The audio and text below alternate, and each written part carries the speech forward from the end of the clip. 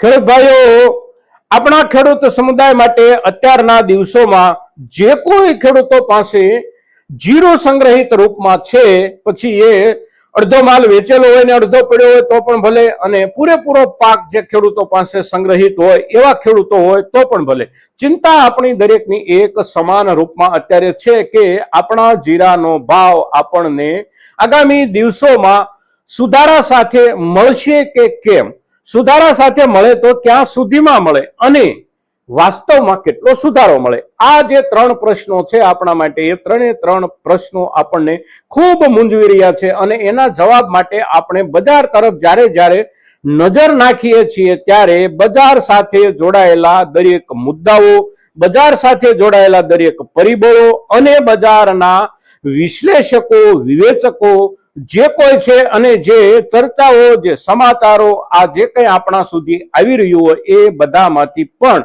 કોઈ એક વાત ચોક્કસ રૂપમાં નિશ્ચિત થઈ શકતી નથી કે ખરેખર આગામી સમયમાં જીરાના પાકમાં બજાર ભાવને લઈને સ્થિતિ કેવી આવશે.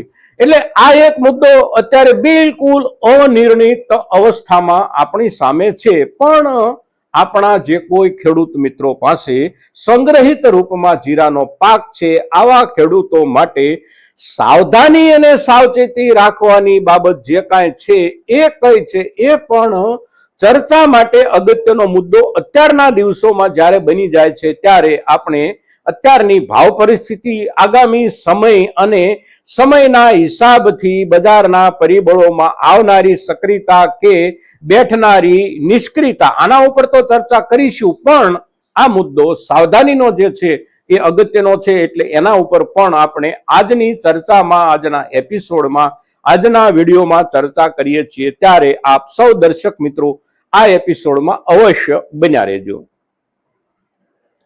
નમસ્કાર ખેડૂત મિત્રો, જય કિસાન, જય ભારત. ખેડૂત ભાઈઓ, જીરાના પાકમાં ને જીરાના વેપારમાં બજાર ભાવને લઈ અને આપણને થોડો સુધારો જૂન મહિનાના પાછળના પખવાડિયામાં મળ્યો. અને એ જે કાંઈ સુધારો મળ્યો એ સુધારો સામાન્ય રૂપમાં ક્વોલિટી પ્રમાણે, કોઈ ક્વોલિટીમાં 60 થી 70 રૂપિયા 20 કિલોએ સુધારો પહોંચ્યો, તો કોઈ ક્વોલિટીમાં 150 રૂપિયા, કોઈ ક્વોલિટીમાં 200, 250 કે 300 રૂપિયા, આ પ્રમાણે સુધારો પહોંચ્યો. અને ફરી પાછો સુધારો પાછો વળવા માંડ્યો. આખરે આ મહિનાના હિસાબથી આપણે જોઈએ, જુલાઈ મહિનાના પહેલા બીજા દિવસથી જોઈએ તો ભાવોમાં એકંદર પાછળના દિવસોમાં આપણે જ્યાં હતા ત્યાં પહોંચવા આવ્યા છીએ અત્યારના દિવસોમાં. અત્યારે આપણે જે માલ વેચી રહ્યા છીએ એ જ ભાવ આપણને જૂન મહિનાની 15 તારીખ પહેલા મળતો હતો. એટલે કે બિલકુલ નીચલા દરજ્જે ફરી પાછા આપણે આવી ગયા છીએ. વચ્ચેના દિવસોમાં જે કાંઈ સુધારો આવ્યો એ સુધારાની સાથે જોડાયેલી આપણા તરફથી બજાર તરફ જતી આવકોને ધ્યાનમાં રાખી અને સુધારો આવ્યો હોય એવું આપણા માટે ચિત્ર સ્પષ્ટ થઈ ગયું. થોડી આવકો વધી એટલે તરત ભાવો પાછા પડવા માંડ્યા. હવે જે આવકો વધીને એ મુદ્દો પણ અગત્યનો છે. આવકો વધી એ માત્ર આપણા ખેડૂતો તરફથી આવકો વધી હતી એવું નહોતું. બજારની અંદર એટલે કે માર્કેટિંગ યાર્ડમાં જે કાંઈ માલ આપણે ખેડૂતો લઈને જઈએ છીએ એ માલ આપણને જે દેખાય છે, એની જે બોરીઓમાં ગણતરી થાય છે એ ગણતરી અલગ પ્રકારની છે. અને જે વેપારીઓ પોતે માલ વેચે છે, સીધો વેપારીઓને એની ગણતરી માર્કેટિંગ યાર્ડમાં બોરીઓના રૂપમાં નથી થતી, કારણ કે એ લોકો બોરીઓ સાથે બજારમાં નથી આવતા. એમની પોતાની વેપારની એક પદ્ધતિ હોય છે અને એ પદ્ધતિ પ્રમાણે એ પોતપોતાના સંગ્રહિત સ્થાનો પરથી સીધો વેપાર કરી લેતા હોય છે. એટલે એ જે માલની આવકો થઈ એ એકંદર આપણી આવકો કરતા થોડી વધારે થયેલી જાણવા મળી રહી છે બજાર તરફથી. કારણ કે વિતેલા દિવસોમાં સારા જ્યારે ભાવ થયા ત્યારે જે વેપારીઓએ ખરીદી કરી હતી એમાંથી એમની પાસે જે કાંઈ પડેલો માલ છે એ માલમાંથી પણ કેટલાક વેપારીઓએ આ દિવસોમાં જે કાંઈ સામાન્ય સુધારો આવ્યો એ સુધારાનો લાભ લેવાનો પ્રયાસ કર્યો. થોડા ઘણા પૈસા ઓછા કરીને પણ એમાંથી કેટલાક વેપારીઓએ પોતાનો માલ વેચ્યો. અને એમણે જે માલ વેચ્યો એ માલ બજારમાં આપણા તરફથી જતા પુરવઠામાં ભળ્યો અને બજારનો પુરવઠો એકંદર ઘણો બધો વધી ગયો. આપણા તરફથી જે માલ જતો હતો એ ગણતરીમાં હતો અને વેપારીઓ તરફથી જે કાંઈ માલ વેચાયો બજારમાં એ માર્કેટિંગ યાર્ડોની આવકોમાં ક્યાંય ગણાતો નહોતો. પણ આવકો આવી અને માલ બજારમાં જે કાંઈ જરૂરિયાત હતી એના કરતા વધારે પ્રમાણમાં વેચાવા માંડ્યો. અંતે 3 થી 4 કે 5 દિવસમાં ભાવોમાં ફરી પાછો સુધારાની જગ્યાએ નીચેની દિશા તરફ ભાવોએ પોતાની ગતિ શરૂ કરી અને ભાવો નીચા ગયા. હવે અત્યારે જે કોઈ ખેડૂતો પાસે જીરાનો સંગ્રહિત પાક છે એમણે આગામી સમય પાસેથી અપેક્ષા કેટલી રાખવી? તો જીરાનું ચિત્ર જે કાંઈ છે એ ચિત્રને કેટલીક સ્પષ્ટતાઓ સાથે રજૂ કરવાનો પ્રયાસ અમે કાયમ માટે આખી સિઝન દરમિયાન કર્યો છે. ઉત્પાદન અને આપણા વેચાણની સંભાવનાઓ, આપણો આ ઉત્પાદનનો આંકડો અને આપણા જીરાના વેચાણની શક્યતાઓ, આ બંનેની વચ્ચે ગેપ બહુ મોટો છે આ સિઝનમાં. અને એ જે ગેપ મોટો છે ત્યાં સુધી આપણા માલના ભાવમાં નોંધપાત્ર સુધારો, સ્થિર સુધારો અને લાંબા સમય સુધી બની રહેનારો સુધારો ગોઠવવાની જગ્યા બહુ ઓછી છે. કારણ કે આપણું ઉત્પાદન એકંદર ઠીક ઠીક પ્રમાણમાં હતું અને સામે આપણા દેશની જરૂરિયાતને આપણે છોડીએ તો વિદેશના બજારોમાં આપણા તરફથી જતો જે કાંઈ માલ હતો એમાં બહુ મોટો વધારો ક્યાંય નથી આવ્યો. અને વધારો નહીં આવવાના કારણો એટલે સૌથી પહેલું અને સૌથી અગત્યનું કારણ એ કે આપણા પડોશી દેશો ચાઇના અને બાંગ્લાદેશ તરફથી મોટા પાયે ખરીદી આ સિઝનમાં ન નીકળી. અને બીજું કારણ યુરોપિયન બજારો, અમેરિકન બજારો, આ બધા બજારોમાં આપણી સામે હરીફાઈમાં આવી ગયેલા નવા જીરાના ખેડૂત દેશો અને એમાં સૌથી અગ્રેસર રહ્યું આ વર્ષમાં ઇજિપ્ત. એટલે આ જે પરિસ્થિતિ છે એ પરિસ્થિતિની હકીકતને આપણે સ્વીકારવી પડશે. અત્યારે આપણી પાસે જીરાનો પાક જે કાંઈ પડ્યો છે ખેડૂતો પાસે, એના ઉપર આ રૂપમાં જ અસર બની રહેવાની છે આગામી દિવસોમાં. એટલે આ બેમાંથી કોઈ પણ એક પ્રશ્ન જો હલ થાય, કાં તો હરીફો પાસે માલ ખૂટે અને કાં તો આપણા પડોશીઓ તરફથી મોટી ખરીદી નીકળે. આ બે શક્યતાઓ એટલે બજારની શક્યતાઓ. હવે ત્રીજી શક્યતા જે છે એ કાયમ માટે આપણે ચર્ચીએ છીએ અને એ શક્યતા છે બજારમાં સટ્ટાખોરીનો પ્રવેશ.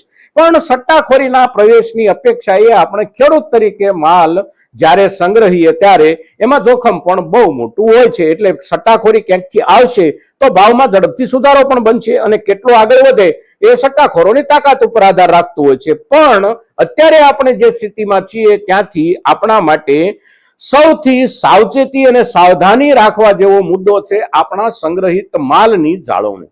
આપણે બજારમાં જોઈએ છીએ કે જ્યારથી વરસાદ શરૂ થયો ત્યારથી એકાદ અઠવાડિયું વરસાદ આવ્યા પછી જે માલ બજારમાં આવી રહ્યો છે, આ માલમાં, આ આપણા જીરાના પાકમાં કેટલોક પાક ભેજ સાથે આવવા માંડ્યો છે. અને જે ભેજ સાથે માલ આવવા માંડ્યો છે એનો અર્થ એ થયો કે આપણે જ્યાં ક્યાંય સંગ્રહિત રાખ્યું છે આ જગ્યા આપણી સંગ્રહના હિસાબથી, જીરાના પાકના સંગ્રહના હિસાબથી કાં તો આપણી જગ્યા સલામત નથી, કાં તો આપણે જે રૂપમાં એને પેક કર્યું છે એ આપણો પેકિંગ પદ્ધતિ જે છે એ સલામત નથી ને એના કારણે એના ઉપર ભેજની અસર થઈ રહી છે. હવે જીરું આપણો એવો પાક છે ને આપણા દરેક ખેડૂતને ખ્યાલ છે કે જીરાના પાક પર ભેજની જે અસર થાય છે એ અસરને પછી આપણે ધોઈ શકતા નથી. ધીમે ધીમે આપણું જીરું ક્વોલિટીના હિસાબથી નીચે જતું રહે છે અને ક્વોલિટી જ્યારે આપણી નીચે તરફ જતી હોય ત્યારે એને ઝડપથી આપણે જો નિકાલ ન કરી શકીએ તો આખરે આપણી ક્વોલિટી બિલકુલ નબળી થઈ જાય અને નબળી થઈ ગયેલી ક્વોલિટી સારા બજારમાં પણ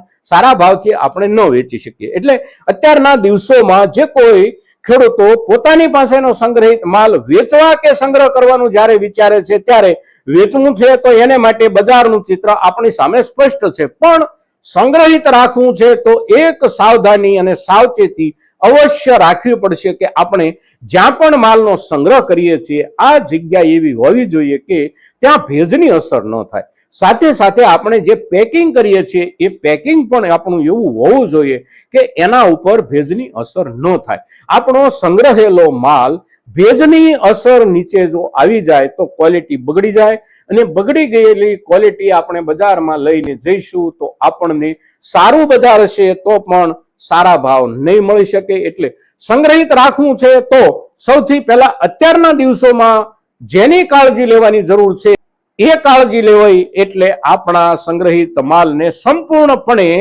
વાતાવરણથી એટલે કે વરસાદી વાતાવરણ અને ભેજથી સુરક્ષિત રાખવો. ભેજથી સુરક્ષિત રાખવા માટે જે કંઈ કરવું પડે એ આપણે અવશ્ય કરવું પડશે જો આપણે સંગ્રહ કરવા અને સંગ્રહિત રાખવા માંગીએ છીએ તો.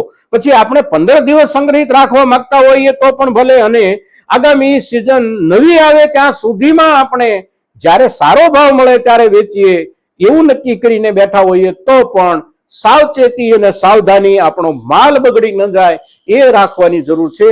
તો આજના દિવસે આજની આપણી જીરા પરની ચર્ચામાં બે મુદ્દાઓ, એક આપણા ઉત્પાદનની વાસ્તવિકતા, બજારની વાસ્તવિકતા, અને બીજું સંગ્રહ જ્યારે કરવાનો છે ત્યારે સંગ્રહ માટે રાખવાની થતી સાવધાની અને સાવચેતી. આ મુદ્દાઓ અગત્યના છે અને ખૂબ અગત્યના મુદ્દાઓની જ્યારે આપણે ચર્ચા કરીએ છીએ ત્યારે આપણા મહત્તમ ખેડૂતો સુધી આ ચર્ચા પહોંચે ખૂબ જરૂરી છે અને એને માટેના પ્રયાસો આપના તરફથી થશે એવી અપેક્ષા સાથે જય કિસાન, જય ભારત.